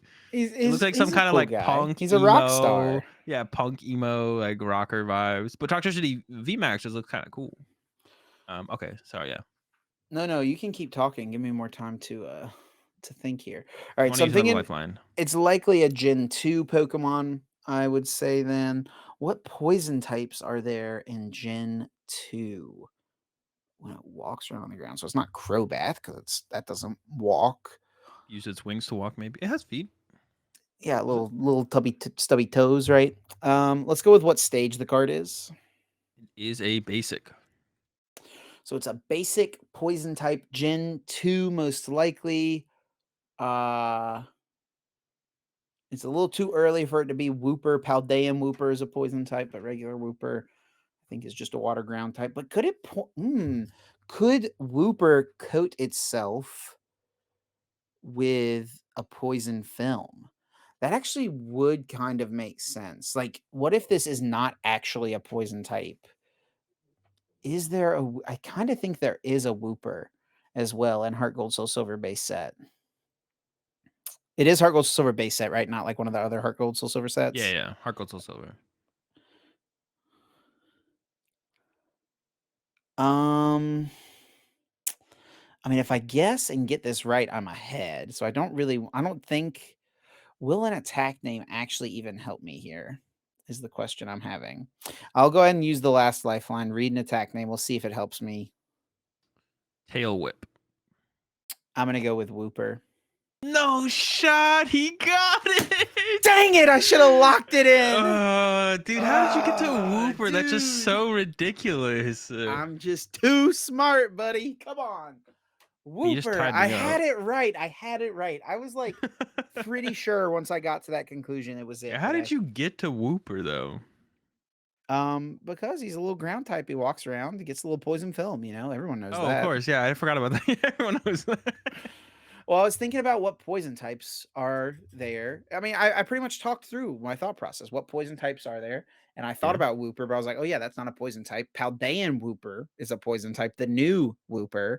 But then it's like, oh, maybe I wonder if that's where like the roots for Paldean Wooper come from, right? Is from the original Pokedex or flavor text, right? Yeah. Yeah. Um. All right. Well, you tied it up, Chip. Congratulations. Let's move on to. I didn't even show the card yet. I always show the card. Hang Yeah. on. Oh, do you really? Yeah. You didn't know this? Tail whip. Oh, look at him, bro. He's got a big he's really whipping that tail. Look at this guy. He's really whipping it. All right, we got there. Let's go. Time to move on. Take it away, Azul. Yeah, so let's move on.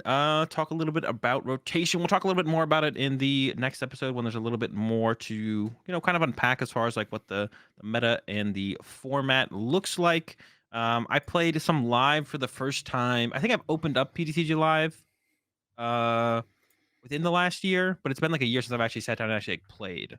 Have you done some Um, coaching on it at some point? no, not yet. Dude, coaching on it is terrible It's got to be pretty rough. You can't turn off because the there's no timer, so timer. Yeah, yeah. yeah, it sounds awful. Um, Might have to do most of my coaching on like Tabletop Simulator from here on out, or not, or something like that. Which one's again made by Robin? You mean limitless tabletop? Yeah. Yeah, Limitless Tabletop Simulator. Oh yeah, I said Tabletop Simulator. Limitless Tabletop Simulator. Excuse me. But I actually put out a tweet the other day, just kind of. And this is like I put out this tweet while I was in Fort Wayne when Scarlet and Violet released A lot of people on. transferred their accounts from PTCGO to Live, like Yeah, on yeah, Thursday last week, because the new cards came out on TCG Live. They did not come out on TCGO, so there was like an exodus of people leaving yeah. PTCGO. I saw so many screenshots of like people's stat pages being like "RIP PTCGO," and it's kind of wild to look at some of those things and just realize like how many hours of your life you've sunk into this game, because it tells you how much time you have played. It doesn't tell you in hours, it tells you in days because you've played so Yeah. much, which is pretty wild. Yeah, and I put out this tweet because I was traveling. I didn't get the chance. I didn't start playing until just today or yesterday when y'all are listening to the cast. So I put out a tweet. I was like, okay, how is it? Like, what does everyone think about it? Is it feel that much better? Because a lot of people who had not been playing it for a while or just not been playing Pokemon in general, are getting on and taking a look at it, and seem to have some pretty mixed reviews. I think overall, and maybe that 2.5 star rating that is currently that it has in the app store is maybe correct. Yeah, I saw it was a lot of replies of people saying like I think the highest end I saw for the most part was like 7, right? People were like 6, 7, 7.5, like feeling like the gameplay itself was fine. And I do feel like the game has come a long way since where it was in the beta last year when you and I Yeah. both initially transferred. It does feel at least a little bit better, but I don't want to give them too much credit because there's still so much like the user interface is just so confusing. Building a deck is so terrible. Um and then there were some people who were like 6, 7. It was like fine. I didn't hate it. It does do several things really well. Obviously, like if you come over with a stacked PTCGO account and you have celebrations codes, like get a bunch of crystals or credits, excuse me, you can build pretty much any deck immediately. That is a huge upside. That is great. We'll give them that, right? But the gameplay itself, just like I don't know, the deck builder, there's just so much wrong with it. And there's a lot of people who are encountering bugs, things were crashing. And I think some of that can be attributed to high traffic, right? For the release day. Like stuff like that happens. Like even Call of Duty. I've watched people stream Call of Duty after like the new patch goes live and the game like doesn't work for the first few hours sometimes. So some of this Yeah. could be involving that. I'm not trying to make an excuse, but like that could be part of the reason. It is some general, like, game release stuff that happens, right? It's hard to get the servers Yeah. are fully really flooded. It makes it hard for people to get on and play. So I think that maybe is this that's like maybe the most fair thing, or the most um, reasonable like hiccup that PTCG Live has had is like this big transfer moment. You know, that more people are involved, running into issues, and even like just seems like generally people are just kind of struggling to get on it to play. So it's maybe one of the most reasonable hiccups that they've had because that is just kind of a general, game launch, game release thing. Although this is still in beta, this isn't even the full release, which is also really unfortunate because like can't play Scarlet Violet on PTCGO, but also PTCG Live hasn't fully released, so kind of sucks. Um, Yeah. So and I saw a lot of replies from people who were like saying like it feels better on mobile, but then I also saw people saying like my phone dropped to 18% battery after 2 games. It does feel like if you play on mobile, it feels better than if you play on desktop. It's gotten better on desktop, but it does feel pretty it feels okay on phone. It feels okay. Um but it does, like, at least on an iPhone, I don't know, maybe it's different for Androids, like, the is it game even is just available on not Android? opt huh? Is it available on Android? I thought it wasn't available for one of them for I a th while. I don't It know. wasn't available on the App Store on Apple for a while because, Apple doesn't allow you to do, like, beta releases. So, like, I think what happened is, like, they just released the game and they're calling it, like, beta, right? Okay, yeah, Yeah, Apple doesn't allow you to, like, release stuff and, like, leave it in like a beta mode. It's like so it's I think they have okay, released the game, but it's still called beta because because they can do that and they're still fixing it or whatever, right? interesting. Um, but yeah, so it is kind of crazy that a game that was built for phones is not optimized for phones Yeah, because like if I play 2 games on mobile and I've gone and played for the last 2 or 3 weeks or so, I have gotten online and played at least a couple games every single day.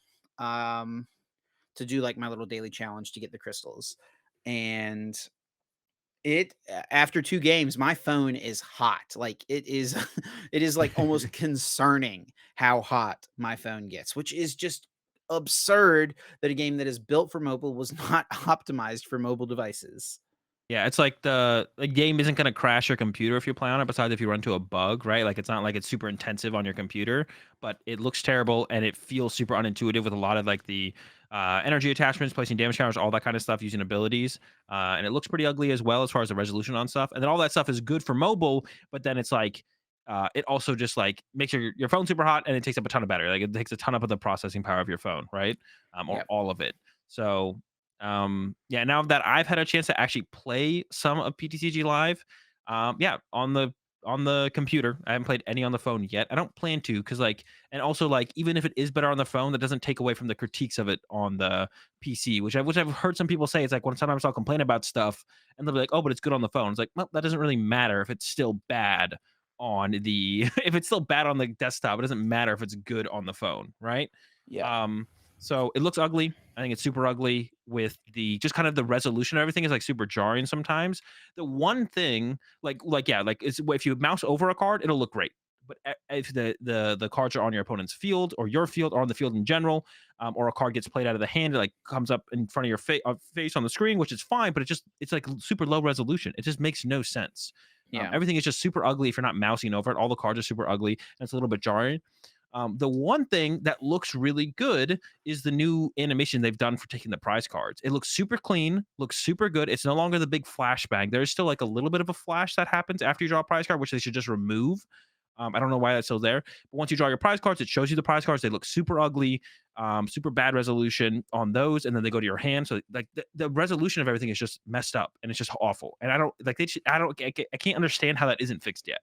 But the Yeah. one thing that looks good is the new prize animation where it's like the prize cards pop in front of your face and they have like this blue, little swirl around them, whatever, being like, picture your prize, and you click on it, and then it turns like a gold swirl around the cards. And that looks, the animation looks clean. It looks It's the good. best It's the looking newest thing thing. in the game. The best Yeah. looking thing in the Yeah. game. And it feels, but one of my problems that I brought up today on my stream was like, it feels like all the stuff that looks cool and good is just the new stuff. Like the board animations look clean and pretty good.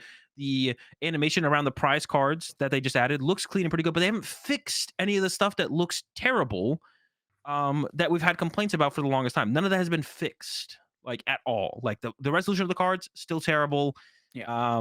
Yeah, all that still just looks awful. It just looks terrible. And all the way you like I used Guardian EX's ability today. It takes forever to go to the next energy card after you attach one energy with the ability. You attach the energy, click the Pokemon, that's fine. And then it like stops for a second, puts the damage counters on the Pokemon, stops for a second, lets you re get access to the energy to place another one. Just like, I don't understand how that can't be made more intuitive or like, flow better. There's still a lot of flow problems with it. The games on there still take way too long. I can only imagine what it's like to put stabilize damage in play using Lost Box. I don't think I ever It's did not that. fun. It's not fun. Like they gotta fix that. They gotta make that better. Things should feel clean and smooth, and you should be going from action to action clean and smoothly, and everything should look nice and not jarring when the cards pop up and they're like 2 pixels. Like there's so much more work to do, man. It's just kind of embarrassing. Once again, it's embarrassing. Like going back to what I said about Pem earlier, it's just embarrassing. It's still just really embarrassing. I don't care how many free cards you get. How many? I actually there was a good analogy for this that I had the other day.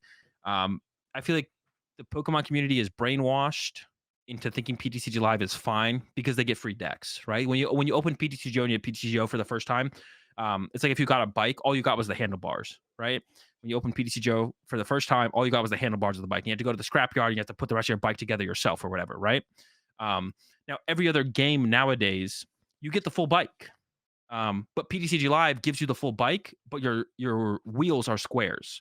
So it's like you get the full bike, you can play the game, you can ride your bike, but it's a terrible ride, right? Because your wheels are squares instead of circles. But every other game, every other card game app in the current day and age in the industry, you get a full bike with round wheels, right? Like you don't get square wheels. But PTCG Live gives you the bike but with square wheels. But because PTCGO only gave us the handlebars, everyone's brainwashed into thinking that PTCG Live is great and it's fine because at least I get a bike, right? They didn't just give me the handlebars this time around. They gave me the full bike. Even if it has square Sure. wheels, I don't care. But we don't. This is why people need to stop comparing PTCG Live to PTCGO because PTCGO was made a long time ago. We shouldn't be comparing PTCG Live to PTCGO. You should be comparing it to where the industry currently is, where like the new card game clients are, and that's what PTCG Live should be compared to. And they all have bikes with circle wheels. You could even say like they're kind of decked out a little bit, whereas we have rusty old bike with square wheels. That's what we get when we get PTCG Live. So stop comparing PTCG Live to PTCGO. Nobody cares that you got a free Lugia deck. That's great, and obviously you should get that, and it's cool that they're doing that. But we should also enjoy playing the Lugia deck. And not just care about just having the Lugia deck to begin with. We need to get some circle wheels. Got to take away the square wheels. Yeah, So it just definitely stop does. comparing them. It's not a game that is up to 2023 standards. That is without Exactly. a doubt. And if you have any question about that, and anyone who has played the game and thinks, you know what, this is a 7 out of 10 experience. I haven't encountered any bugs. I got a good deck, and the game feels okay, right? It is an okay Pokemon card game simulator, right? It is at this point, I think it is like okay, Very but okay. very okay. I would challenge anyone who feels like this game is good.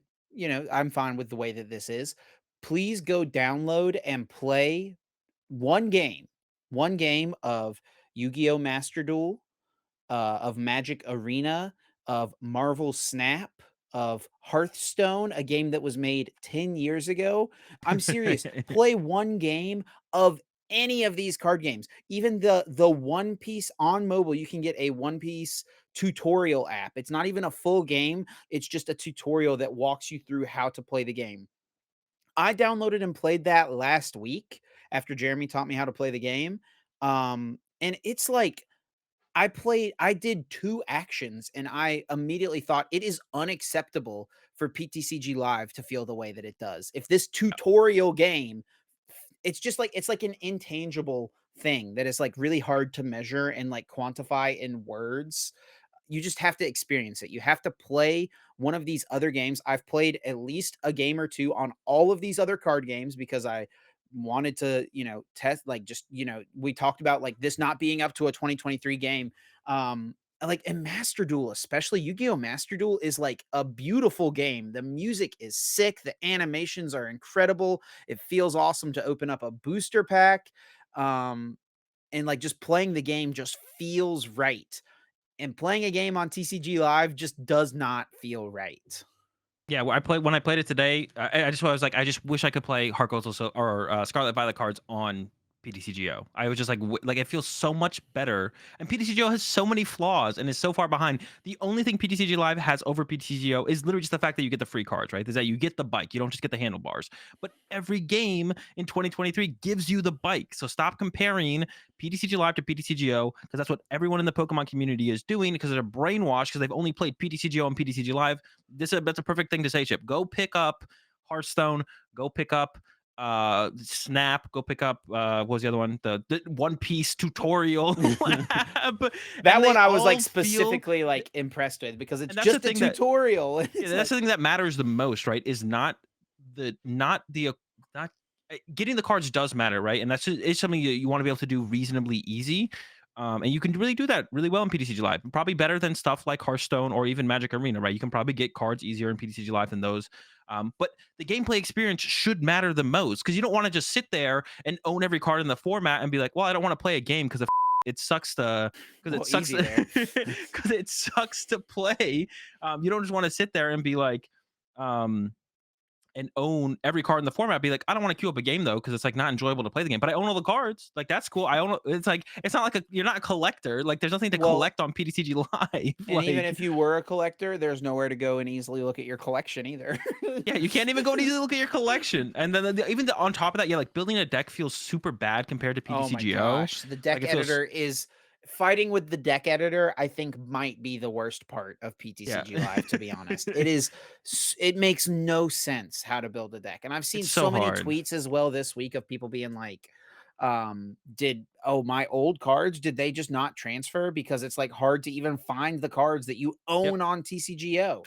Super Um, unintuitive. You can't even look at like a full deck image of your deck. Like on PTCGO, how you could do like the expand the deck thing and look at everything at once. You yes. can't even do that.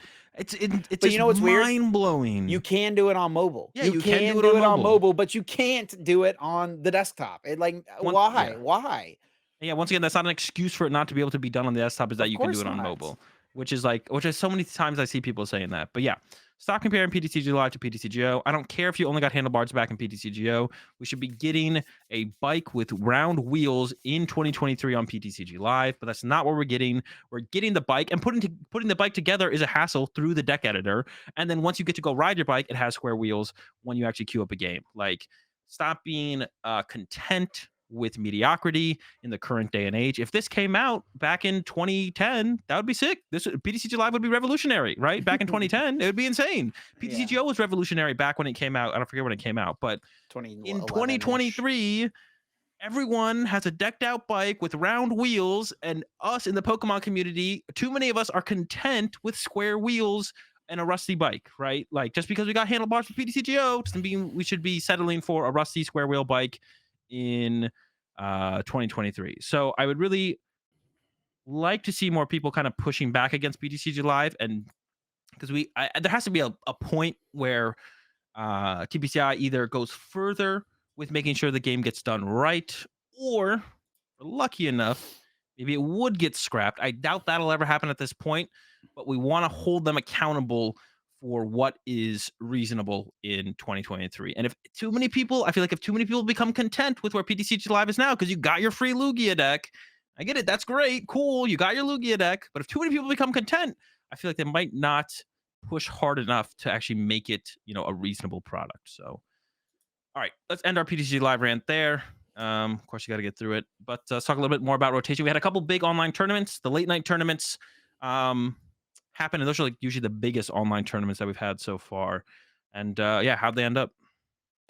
Yeah, so late night 87, which took place today. The biggest one is currently happening still. It's 453 players.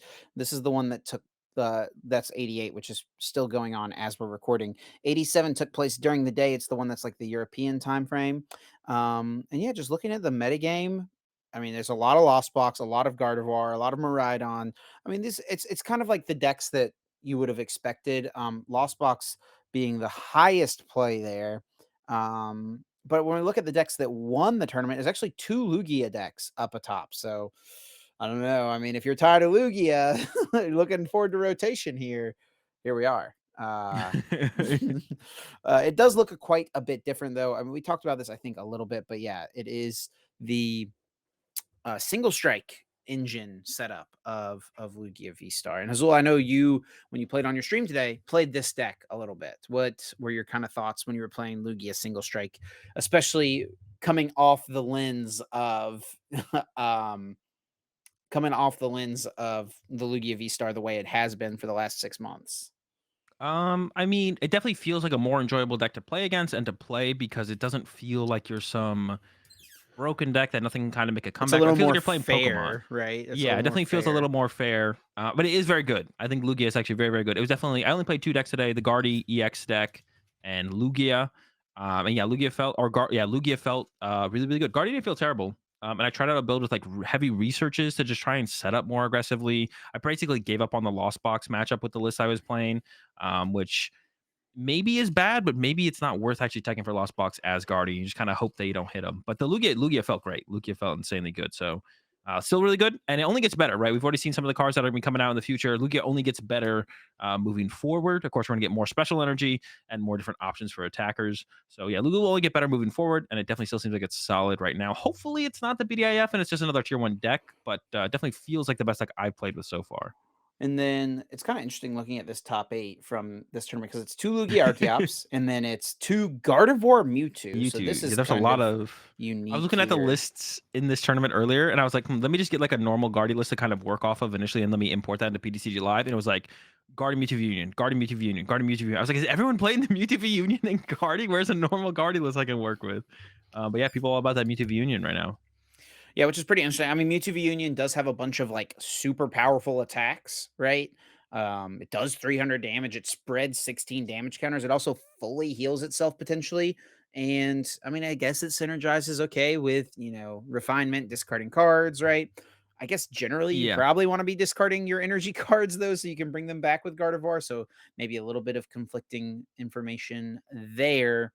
Um, we but got yeah, Zapdos I don't Ninja. know. I mean, Mewtwo V Union is just a pretty powerful card, right? So if Yeah, this method works out and you can get it in play, it has to be like the right matchup though. I mean, maybe it's the tech for Lost Box, right? Because like something with 310 hit points that spread 16 damage counters. I mean, yeah, that probably beats Lost Box. and they got Drapion. I don't know. They got Drapion, This is Mirage a good Gate. point. Yeah. Yeah, I mean, you Well, can like maybe if Judge it's or like maybe if Roxanne. it's like you slap it in play and take 2 or 3 prizes with it, right? Yeah.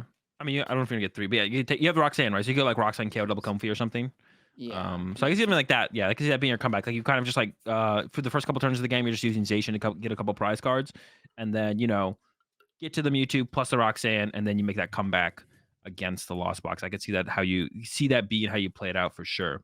And And then then yeah, under that was the 2 Shadow Riders, which is also a pretty big surprise. You got Mewtwo Vegans in the Guardian decks, and then Shadow Rider without the Radiant Eternatus. I noticed that when I looked at the decks earlier. Um, but a yeah, really this is cute combo with the Hatterini V Klefki. Yeah. No, absolutely. Yeah, the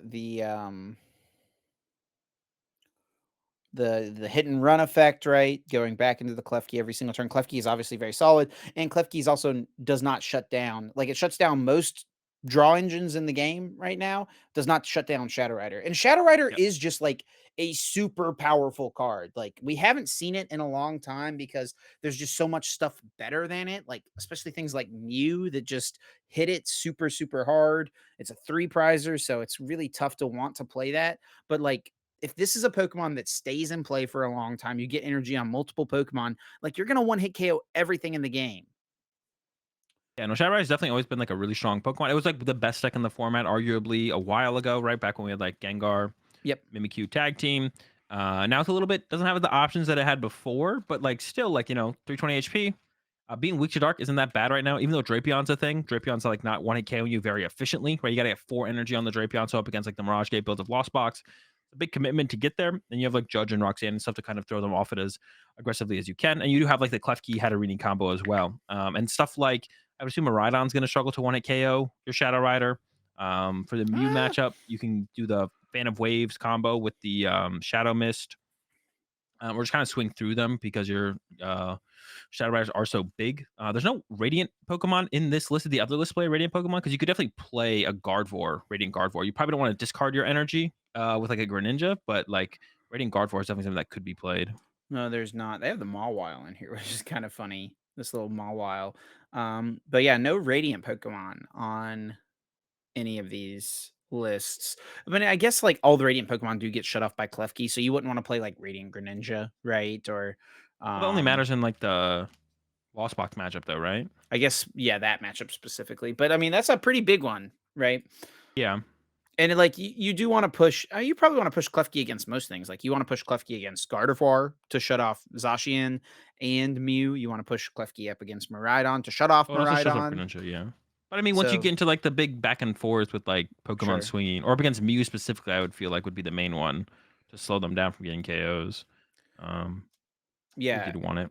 And we talked about Mew. I mean, Mew is probably one of the main reasons Shadow Rider has not really been played. Pretty much since Mew came out, Shadow Rider has not been Yeah, played. Um, he's pretty and good it at has a phasing out solid answer surprise knockouts. now in the Klefki, right? So Yeah, being that's able to true. I wonder, does Mew just kind of get like collateraled really hard by people putting Klefki in there? I didn't even like think about that, but that Klefki just kind of bodies Mew. yeah, Like I Mew. always forget. I forget how good Klefki is sometimes. It shuts down like all. I always think about it in terms of just stopping Comfey, but it shuts down literally all basic. It doesn't. You can't even Luminion under Klefki, right? No, yeah, it shuts down Yeah. all basic Sheesh. Pokemon abilities, Yeah, yours it's and pretty your good. opponents. Yeah, Yeah. super good. It's literally like Wobbuffet, except there's no exceptions. Although taking a Um, look at the other late night, Yeah, the one that Mew. is currently going on, we do see Mew is currently up at the top at a 10-1 record. We see Giratina, another Gardevoir Mewtwo, Giratina Lost Box, Lugia Archeops Miraidon. So, like, you can tell people are still really trying stuff out. A deck that I've been kind of surprised to see in some of these online events. Like, if you look at some of the online events that have happened that had like 80 people or so in them, which is still like a decent amount, there's been like a lot of this Rapid Strike, Urshifu, Inteleon VMAX deck. Which like most of what we've been going on so far is based on the results from Japan. And this is a deck that has not shown up at all in Japan, but it's been like pretty popular so far uh in America. I don't know. Azul, is there much to this deck? I mean, Urshifu's always been like a ridiculously powerful Pokemon, and now we don't. There's no top psychic dog right now. You Mew. do have the Drapion to potentially compete against the Mew as well, right? So, what was the biggest struggle? The biggest struggles before was that you were playing it kind of with Inteleon, and Inteleon wasn't great against. Also, your Lugia matchup was terrible, right? But Yeah, I now think Lugia doesn't have a great answer to Urshifu. I feel like. Actually, what even KOs Urshifu right now? Is Urshifu just like survive everything? Miraidon. Miraidon, okay, but they're weak to fighting. They are weak to fighting. And that's so Okay, that's how like many Mariah? I They would almost need 4 Lucky VMAX to KO you. yeah, sure, easy peasy, right? I don't know about. I don't think so.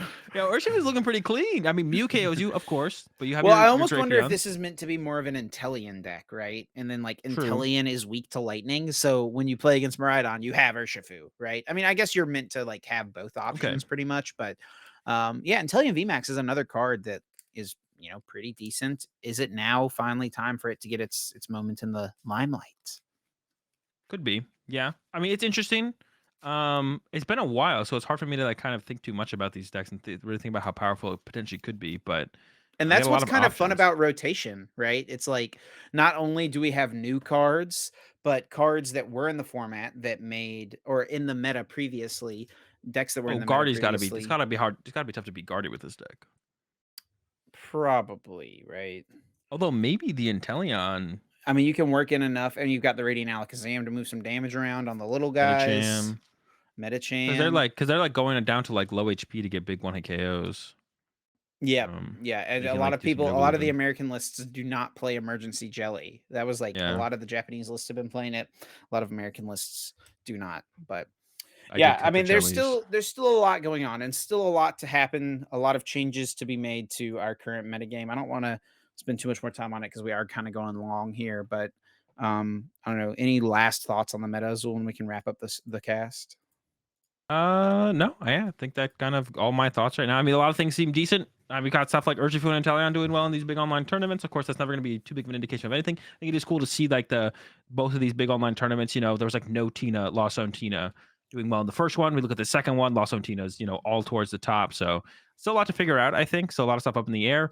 One of the like my complaints about like kind of the current situation, it feels like we're seeing a lot of cards we're not going to see for a long time that they're already getting in Japan. Japan's already like developing the meta kind of without us. It kind of feels like we're being left behind, which kind of sucks. But Yeah. looking at these results, it still seems like there's still some to talk about. And I think even the finals of the most recent, like Lost Box has kind of been established as the BDIF, but the finals of the most recent tournament in Japan was like Lugia and Miraidon. So Miraidon was like super hyped early on, kind of fell to the wayside, but we see it making to the finals of that tournament recently, I think, right? So Yeah. Yeah, we don't have the results on Limitless yet from the Japanese Champions League that took place this past weekend, but I watched the finals. I didn't actually watch it yet. I just clicked on it to see what the final decks were so we could talk about it. And it was Miraidon versus Lugia, which is pretty interesting. So, yeah. Actually, one thing I'll mention about the consistency of Lugia is like I think every single game that I played with Lugia today, I got turned 2 double Archeops out. well, Except that's for not true because one I watched one that you didn't. So, where I got 1 Archeops. mhm. Yeah, but I did that myself. I messed up my Ultra Ball and didn't take Archeops, and instead I took a Tyranitar because I was overthinking Oh, what I needed. But if I just taken Archeops, then I use research and I have double Archeops. So I'm pretty sure okay. every single Okay. game I got turned 2 double Archeops, which is pretty insane. And I even cut the Burnett. I used Burnett 0 times, and I cut it at the end. So I don't even know if you need the Burnett, but it's still working pretty well. So as far as consistency Low goes, sample it's still size. Low there. sample Low size. low sample size, but I mean it's doing well in these online tournaments too. Someone's got to be getting turn 2 double Archeops. If they're getting turn 3 double Archeops and still winning, that's even scarier. So, but yeah, I think that's it. Let's close this out, Chip. Yeah, thanks so much to everyone for listening. We hope you enjoyed this week's episode. We'll be chatting more about the meta moving into EUIC on next week's episode. So you're definitely not going to want to miss it. If you do enjoy the podcast, if you want to show us your support, the best way to do that is to leave us a rating over on your favorite podcasting platform or drop us a like and comment here on the YouTube video if you're watching on YouTube. And if you are watching on YouTube, please be sure to click subscribe. The cast has been doing super well recently. We're super thankful and grateful for that.